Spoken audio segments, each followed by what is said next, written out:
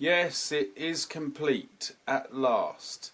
I have completed a model from start to finish. And what more can you say? Well, probably quite a lot. First of all, hello, thank you for coming back. Thank you for your forbearance on so many dreadful issues that have been going on. I think the main thing to say about this is we are not outside. We are in the model railway, which Mini Meltdown is turning into a cave. I think I've touched on this before, and it's in a complete shambles. But it's winter now, so we won't be coming out here so much, so I might be able to get a grip, as if I've ever had a grip on anything. But it means we have very unnatural, dismal lighting, which is always a shame. It is lovely out, but it's very windy, and I fear any backdrop or set dressing would get blown away.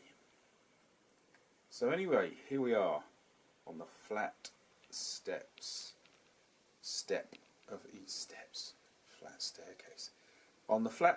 Eastern Europe, watching a mighty T-34 go past. What's the model like? Brilliant, simple, too simple in many respects. Everything pretty much went together, no problem. The turret turns, the gun goes up and down, and I've minimized anything like weathering, because it is such a simple model that it felt nice to just leave it. Now I could show you it with the alternative turret, which I've made, but I haven't got markings for, because you only get one pair of red stars, and I've put those on this. So I'm not going to worry about that. If I ever find some in my lost stash of markings, and I'll put them on, I will. But the main reason I've done this version with the mighty long barrel is because I made this model as a kid, and I made the shorter barreled version, which is like the traditional standard one. And I know I've got that somewhere in a box.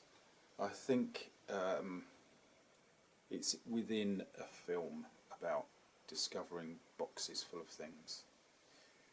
The other thing is I've got up here stashed away. Oh no, that's a yeah. This is just to keep the muck and the dust off it.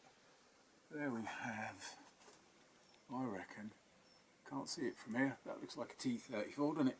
With the small muzzle, that is Tamiya. So, so lots of these trains need repairing. Now I wonder what money we'll have after Christmas. Anyway, so I always think that when I come in here, I think, oh, how many things need a repair job. Anyway, here's our tank, our really rather fine T-34. Simple, straightforward model, really easy to make. Construction, including fiddly bits of painting, took an hour. No, it didn't. It took about 49 minutes. And the only thing that dragged it out to just over an hour was getting the blooming tracks done, as ever. So, great stuff. I thoroughly enjoyed the fuss-free quality of this model, and that really has done a bit of a reset for me, because so many models that I've been working on have been lingering and lingering and lingering, and it is dismal for me and it is dismal for you, I'm sure. I'm pretending that anybody is worried about my model making. But there we go.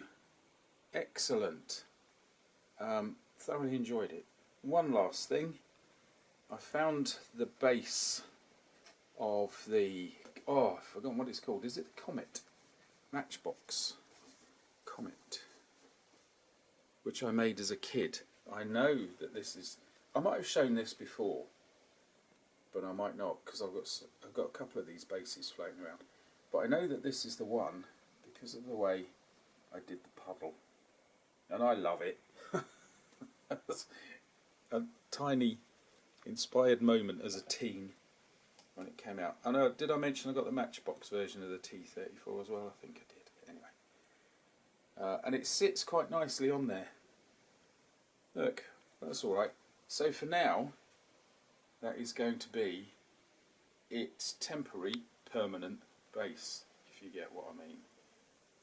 Weirdly, the tyres, I've painted the tyres, but it's not showing up very well. Anyway, there it is, looking grand and powerful, and sits there just right. So, thank you for watching. I hope to see you again soon, and I hope when we get into the school term again, I might be in a position to look at the computer and get things sorted and get it back, and the gong will return. So that's the plan. We'll see how it goes. Right, thanks for watching, see you again soon.